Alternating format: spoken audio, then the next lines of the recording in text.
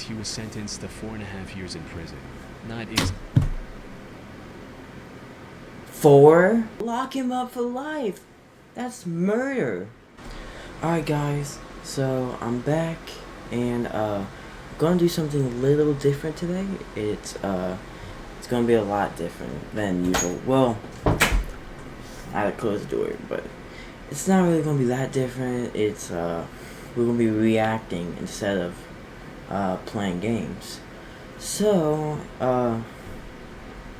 our first video is so our first video is 5 disturbing internet mysteries solved by Reddit. And let's begin. On the 24th of April 2022 at around 3 p.m., 10-year-old Lily Peters left her home to visit her aunt on her own. The aunt's house was just a 3-minute bike ride from Lily's home in Chippewa Falls, Wisconsin. And since she lived with just her father, Alexander, after her parents' divorce, Lily often went to her aunt's house on the weekends to play around. So it wasn't unusual for her to make this journey on her own. Unfortunately, what started off as an ordinary weekend was about to end in a horrific tragedy. Things took a turn for the worse when Alex noticed that it was getting dark and Lily still hadn't come home. It wasn't like her to stay out late. He called his sister, assuming Lily was still in her place. But, to his surprise, she told him Lily had already left over an hour ago. He then called the parents of Lily's friends, hoping she might have stopped at one of their houses on her way back. However, none of them had seen her either. Fearing for the safety of his daughter, Alex began searching the route Lily would have taken to and from her aunt's house. He also contacted the police and reported his daughter missing at around 9 p.m. While the authorities didn't issue an Amber Alert, they quickly formed a search party to help look for her in the surrounding area. And after hours of searching, Alex finally discovered the first clue to his daughter's whereabouts: her bike, abandoned in a nearby wooded area. But Lily herself was nowhere to be found. Police deployed drones and rescue dogs to search the woods and investigate the hiking trail that ran through the area. Then, at around 8:45 a.m., Alex received the news he had been dreading all night. Lily was deceased. A volunteer had discovered her body hidden under a pile of leaves just a... No, bro. I mean, internet mysteries, I mean, I thought maybe there's a happy ending, but no. As soon as I saw that bike there, I just knew it was something. Dang, that sucks. R.I.P. though. R.I.P. Lily. Or... a few feet from the trail. After a brief examination, police ruled her death a homicide and began looking for the perpetrator. Unfortunately, they had nothing that could lead them in the right direction. That is, until someone made a post about Lily's case in the True Crime subreddit. While everyone else was speculating on what could have happened to Lily, user HomesliceNation4 came forward with a crucial piece of information in a now-deleted comment that read, "What's scary is I was playing Pokemon Go in the park that day and walking along that very same trail. My stomach turns when I think that I saw that girl in a pink/purple hoodie on her bike with another kid on my way out. I have a suspicion that it could be another kid that did it." Another user called the police tip line killed her? HomesliceNation4's comment. Why? And to everyone's surprise, this was the breakthrough the investigators needed to solve the case. Because just a few hours later, police arrested Carson Peters Berger, Lily's 14-year-old cousin, as the... Cousin? Oh. Get him out of here. Go to jail. This person should be in jail. I don't care. He needs to be locked up for life. That's messed up. Like, no. You don't do that to a kid, bro. Prime suspect in her murder. Not long after he was taken into custody, Carson admitted to everything. However, just what happened to Lily that night was more horrifying than anyone could have ever imagined. According to Carson, he followed Lily as she was heading home and told her to follow him into the woods. He'd been planning this for months. Once they were off the trail, he punched her in the stomach, hit her several times with a large stick, and strangled her until she took her final breath. He then went back home as if nothing had happened. What? Who does that? Especially your cousin. Who does that? Oh. This guy deserves life or execution, bro. Who does that? Especially to someone you know. Well, don't do it anyway, but... When he heard about the search for Lily, he panicked and went back into the woods to move her body further from the crime scene and hid it under a pile of leaves. Though, all thanks to one Reddit comment, he was thankfully caught. Given the severity of his crimes and the fact that it was all premeditated, prosecutors decided to try Carson as an adult. Good thing he got caught. Awaiting his trial set for some time in 2026. On May 1st, 2013, Reddit user ShadyBusiness15 posted on the What Is This Thing subreddit My name always seeking sounds answers for a strange weird, device he found inside his power strip. The post read, "Violently blew a fuse in my extension cord, took it apart to see the damage, and found this inside." Alongside this, the OP shared pictures of two circuit boards connected to each other with wires and what appeared to be a SIM card. He also cross-posted this in the Reddit Bureau of Investigation subreddit, where users noticed a microphone on one of the circuit boards and figured... A microphone can be that tiny? I never knew that. This was a spying device of some kind, with one comment providing more details about how it worked, stating, "Your extension cord is a room bug. Someone calls the phone number on that SIM and the extension cord auto-answers and listens to the room." Put simply, one of the circuit boards was a cut-down version of a phone that used the SIM to transfer audio from the built-in microphone. The second board was a power delivery module, allowing the device to run directly off of the wall power without needing any batteries.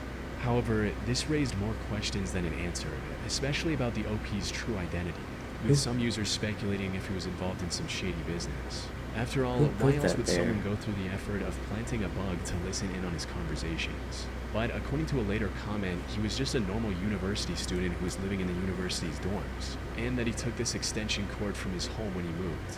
But also mentioned that there are other people with access to his room who could have planted the bug without his knowledge.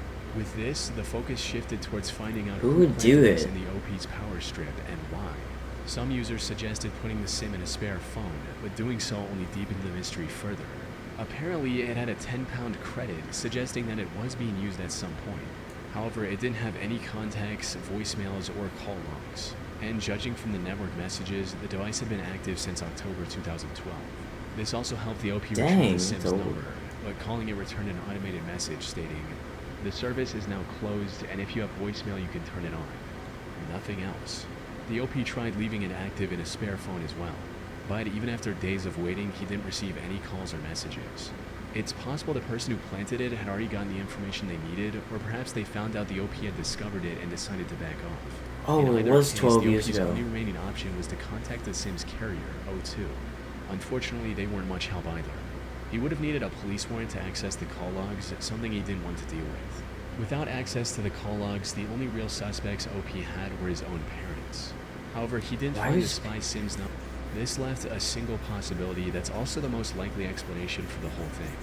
Put simply, the spy device was never meant for the OP in the first place. As many on Reddit hypothesized, the bug was likely intended and used for corporate espionage at some point. From there, it somehow found its way into the OP's home. Maybe one of his parents brought it home from work or purchased it in a corporate clearance sale without realizing what it actually was. But by then, the device had already fulfilled its purpose and wasn't being used. Unfortunately, while Redditors were quick to identify and solve what the device was, they weren't able to find a concrete answer for who planted it and why. The last update from the OP was in May of 2013. Chances of getting an answer now, over 12 years later, are practically zero. Yeah, 12 years ago. That's crazy, bro. You can just find that. On the morning of August 9, 2018, 66-year-old Susan Rainwater set out on her usual cycling route in Eatonville, Washington. But unlike the countless times she'd followed this routine, that day she didn't come home on time. Worried, her husband David Rainwater went out looking for her, only to come face to face with the aftermath of a tragic accident. Just off the side of the road, David discovered the mangled remains of his wife's bicycle. As he got closer, he saw an injured Susan lying on the ground, not far from the bike. Sadly, it was already too late. Susan had succumbed to her injuries and passed away before David could get to her. He eventually gathered himself enough to call the police, who, after examining Susan and her surroundings, were able to piece together what had happened. And according to their investigation, this was a classic hit-and-run case. Susan was likely struck from behind by a fast-moving car, resulting in her getting severely injured. And they didn't Instead stop? of stopping and helping Susan, the suspect decided to save himself and fled the scene. Unfortunately, there were no witnesses or nearby CCTV People- cameras, leaving investigators with Man, no I hate leads to people follow. sometimes. The only clue they found on the crime scene was this one piece of black plastic that likely broke off of the suspect's car from the collision. Investigators tried their best, but they weren't able to figure out what this was supposed to be, let alone what car it belonged to.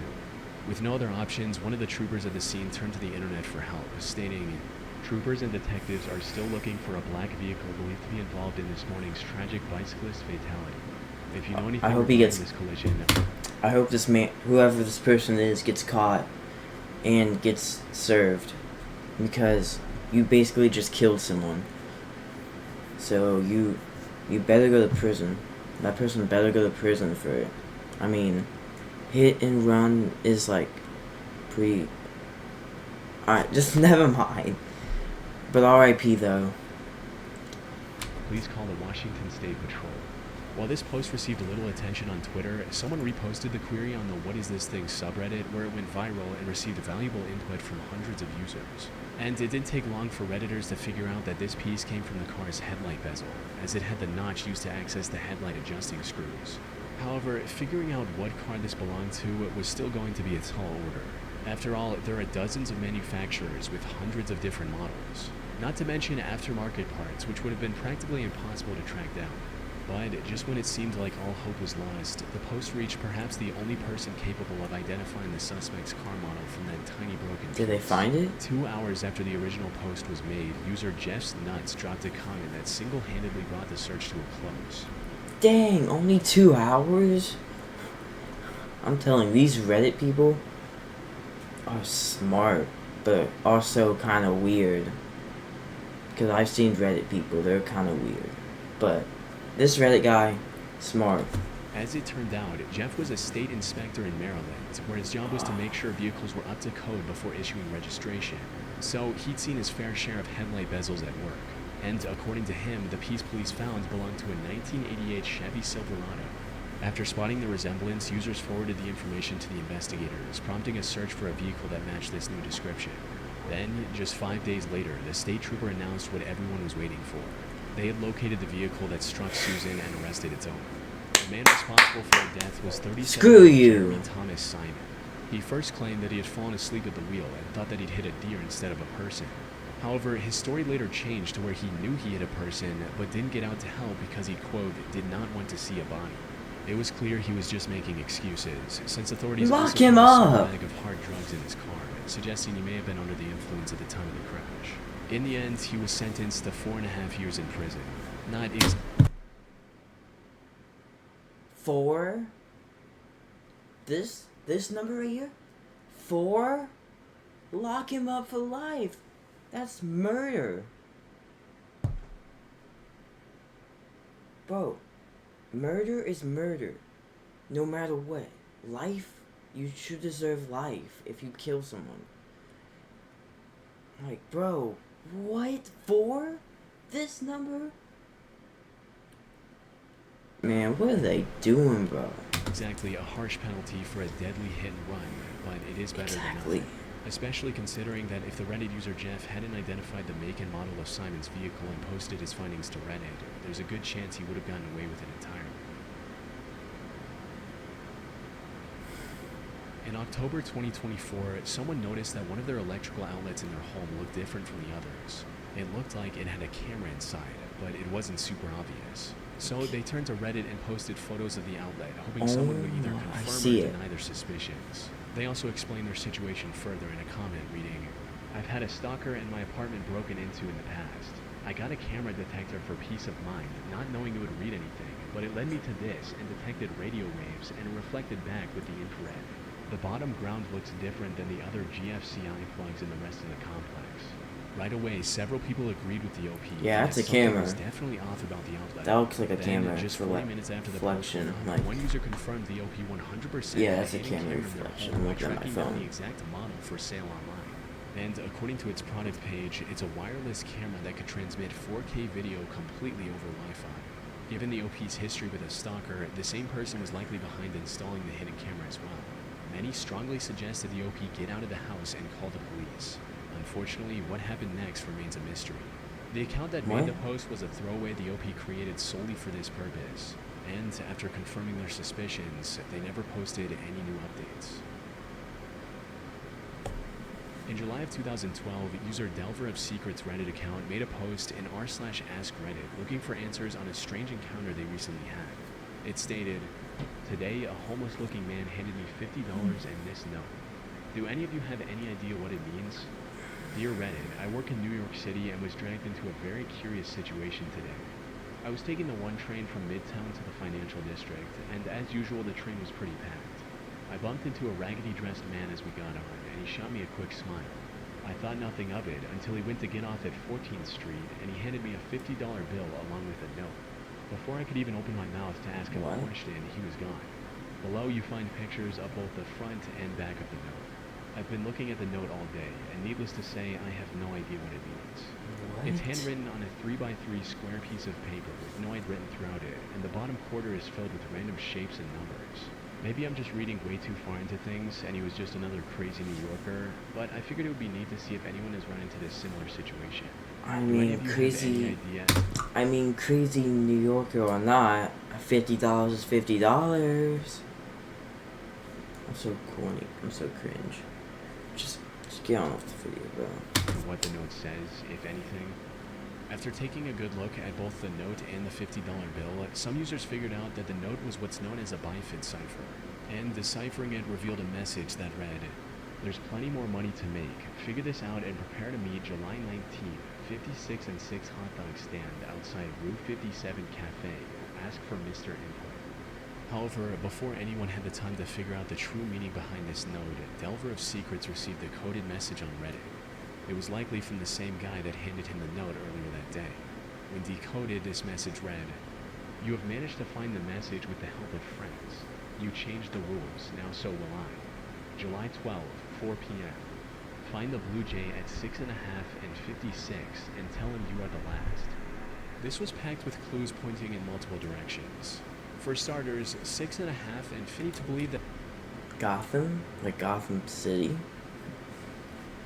this whole thing was a marketing stunt for something related to Batman, especially since the date given in the original note, July 19th, was 1 day short of the release date for The Dark Knight Rises. One person even called the marketing company for that movie in hopes of getting them to admit the truth. So basically, I was one of the people who got caught up in the whole homeless man gave me $50, way to figure out some sort of code. So after staying up for hours and reading all the comments, I definitely came to the conclusion that this reeks of marketing campaign, and I have a sneaking suspicion that it's a certain company. Hey guys, what's up? Alright, so it's not, you just see them right next to it, so it just makes sense that it might be them, and the Dark Knight thing just makes sense too, because the movie's coming out. So. Hi, how are you? I'm calling to make sure that the Dark Knight campaign later today. Yeah, it's actually right next to your office, at about 4 o'clock today, actually.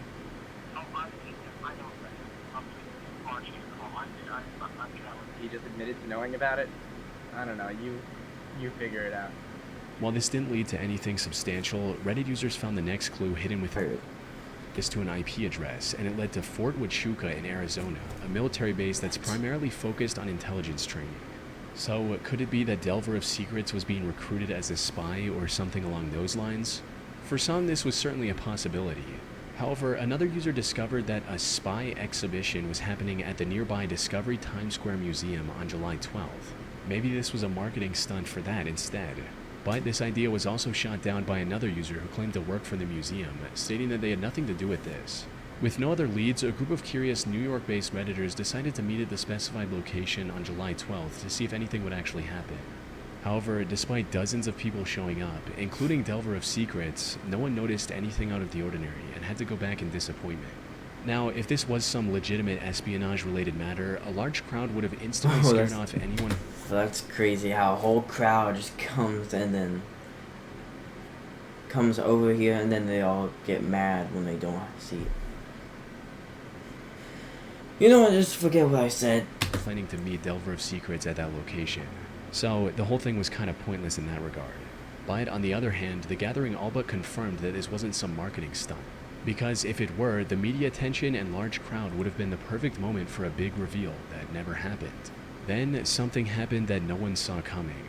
On July 13th, Delver of Secrets removed everything from his post and replaced it with a single ominous passage reading, "Received a phone call today threatening violence against me and my family, going as far as to name members of my family and their addresses unless I delete this post. The caller also told me not to show up on the 19th and to inform anyone planning to show up on the 19th that nothing would happen.